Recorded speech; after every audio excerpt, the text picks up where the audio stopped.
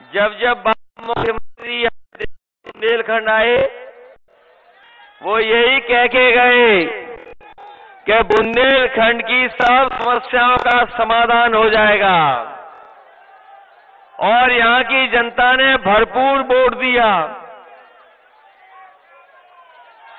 बताओ, भरपूर समर्थन मिला उन्हें कि नहीं मिला? आज जब पीछे मुड़ करके देखो तो बताओ, इन्होंने आपसे झूठ बोला कि नहीं बोला? इनके नेताओं का भाषण याद कीजिए।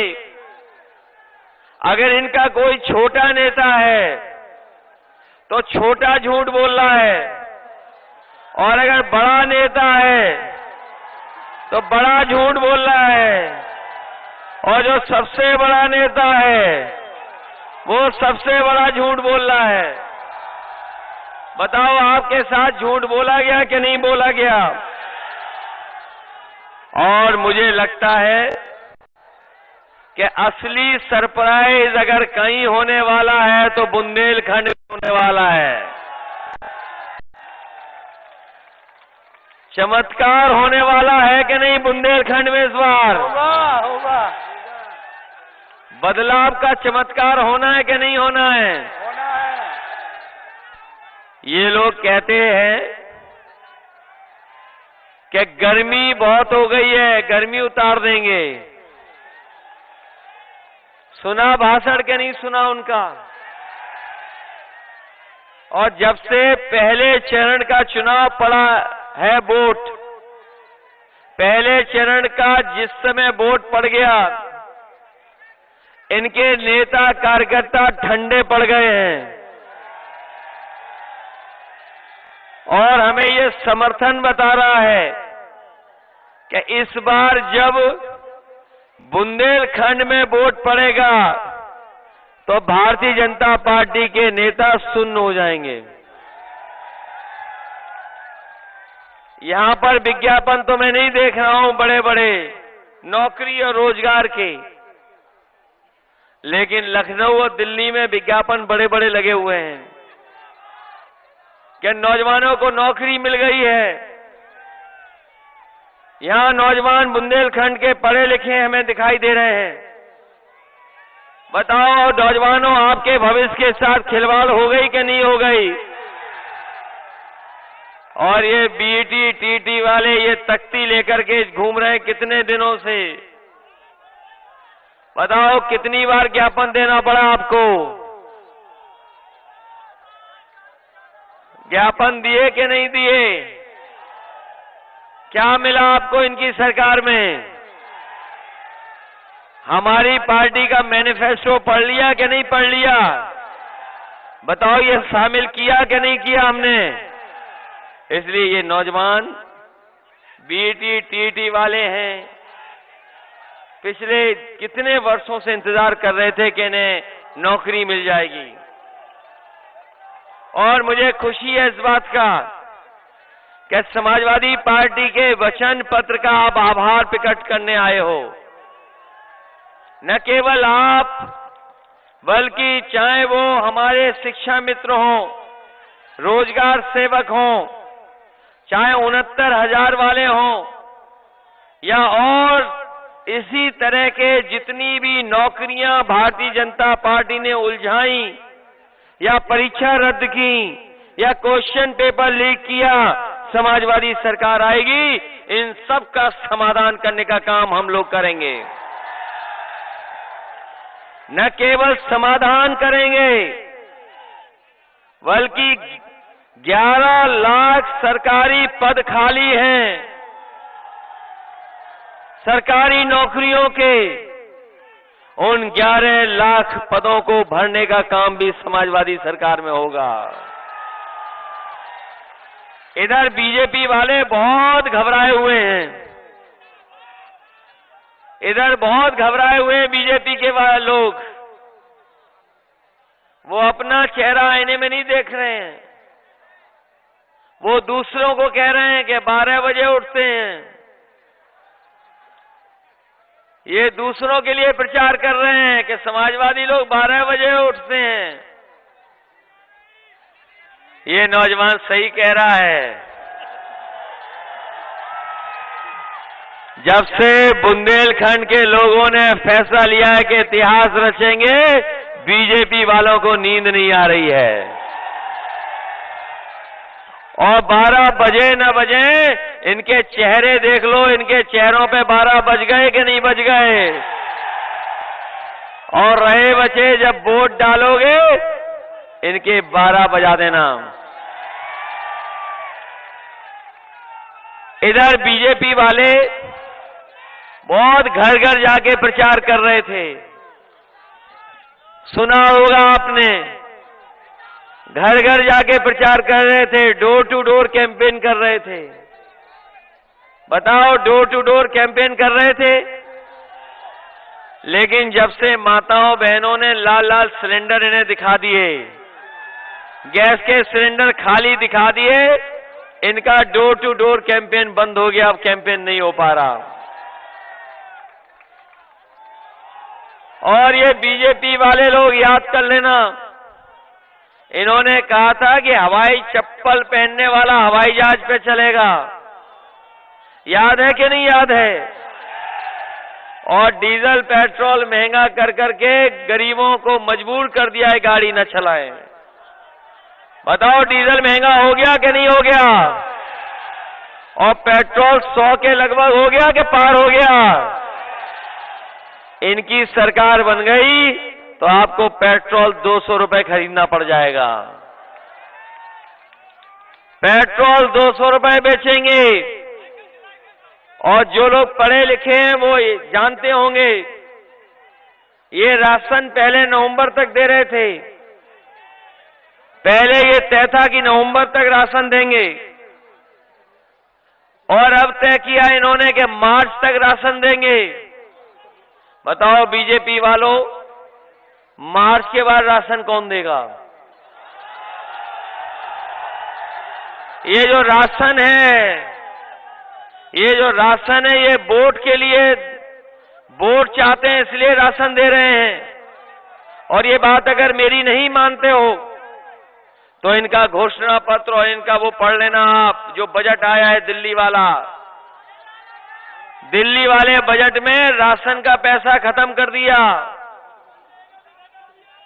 बताओ, पैसा खत्म कर दिया बजट में कि नहीं कर दिया? जो लोग बजट में पैसा नहीं रख रहे हैं वो राशन क्या देंगे? और राशन केवल इसलिए दे रहे हैं कि वोट मिल जाए। लेकिन हम समाजवादी लोग आपको कह करके जा रहे हैं, याद करना बुंदेलखंड के लोगों, गरीबों को कभी घी और सरसों का तेल नहीं मिला था। समाजवादियों ने बांट करके दिखाया था। इस बार भी अगर हमें गरीबों को राशन से लेकर के अगर उन्हें पौष्टिक आहार कैसे मिले, घी और सरसों के तेल का इंतजाम करना पड़ेगा, तो हम लोग इंतजाम करेंगे। और 5 साल नहीं, समाजवादी सरकार जब तक रहेगी तब तक गरीबों को राशन देने का काम करेंगे। बताओ, बुंदेलखंड के लोगों, घी कैसे बांटा था? सरसों का तेल बांटा था। और जब मैं रथ यात्रा पर आया था हमीरपुर, हमसे पत्रकार साथी पूछ रहे थे कि बुंदेलखंड को क्या विशेष करोगे। हमने कहा कि अपने किसानों की हम मदद करेंगे और किसानों को सुविधाएं देंगे। इधर जो जानकार लोग होंगे वो जानते होंगे कि बीजेपी के लोग आज खाने का तेल जो है वो विदेश से मंगा रहे हैं। ये विदेश से मंगा रहे हैं, विदेश से, जिनका आप बड़ा बड़ा विज्ञापन टीवी पे देखते होंगे। वो तेल मिलावट का है, सरसों के तेल का नहीं है। वो मिलावट का तेल खा रहे हैं, रिफाइन वाला। अगर कोई चीज शुद्ध है शरीर के लिए तो वो हमारा घी है या शुद्ध सरसों का तेल है। इधर बताओ, सरसों का तेल कहां पहुंच गया है, कीमत क्या है? ये सरकार ऐसी है, अगर हमारा किसान सरसों पैदा करता है तो सरसों की कीमत नहीं दे पा रही है। अगर किसान खाद चाहता है तो खाद नहीं दे पा रही है। डीएपी अगर उसकी जरूरत है तो डीएपी नहीं दे पा रही है। और बोरी अगर खाद की ले भी आया किसान तो बताओ बोरी में से चोरी हो गई कि नहीं हो गई।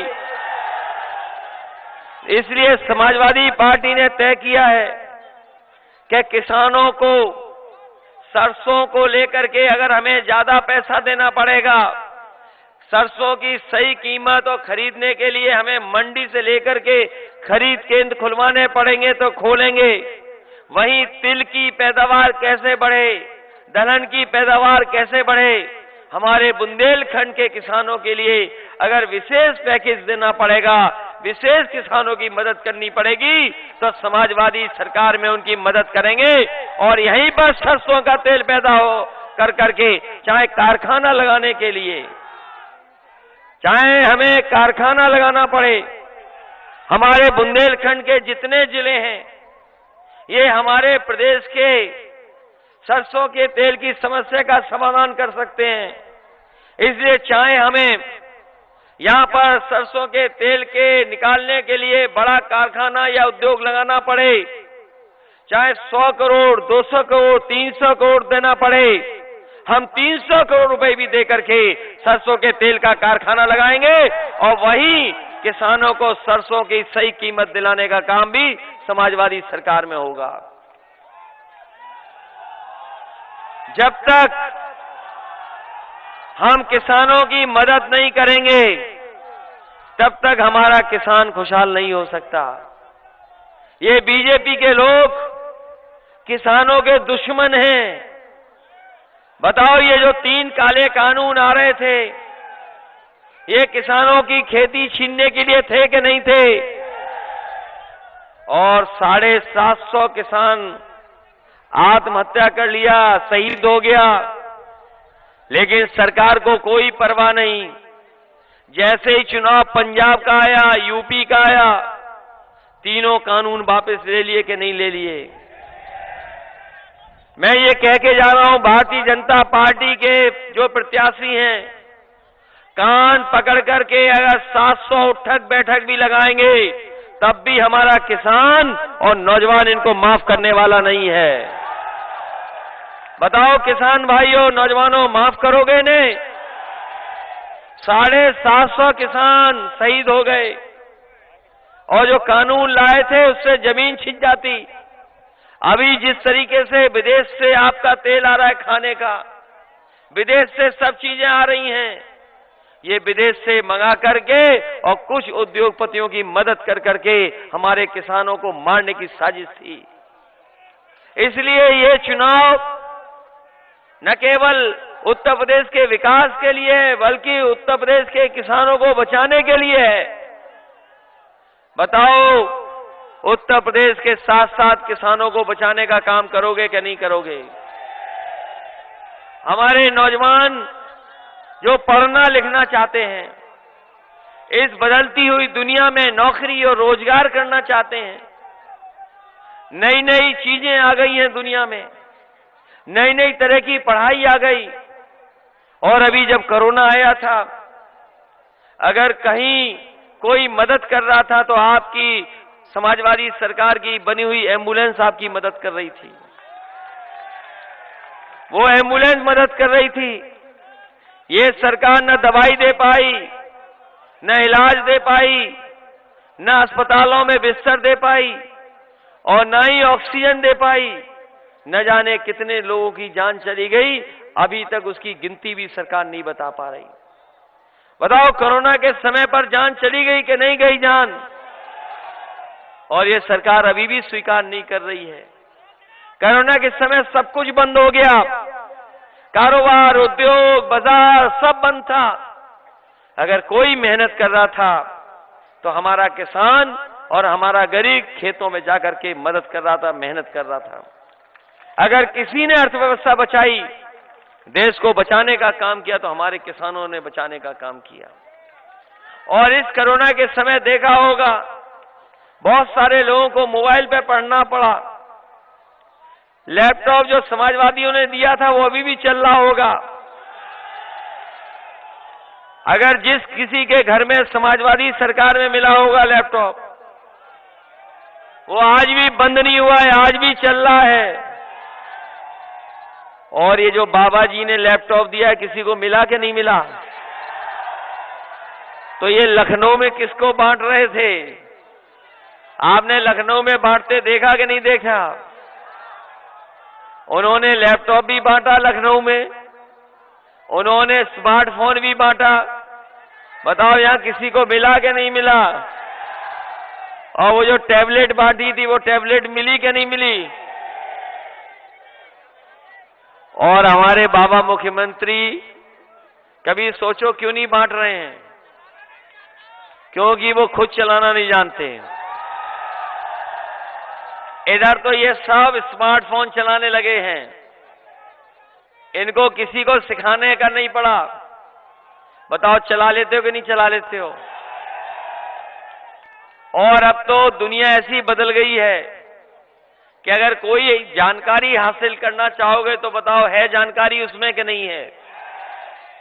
अगर कोई सामान खरीदना चाहो तो सामान मिल जाता है कि नहीं मिल जाता है?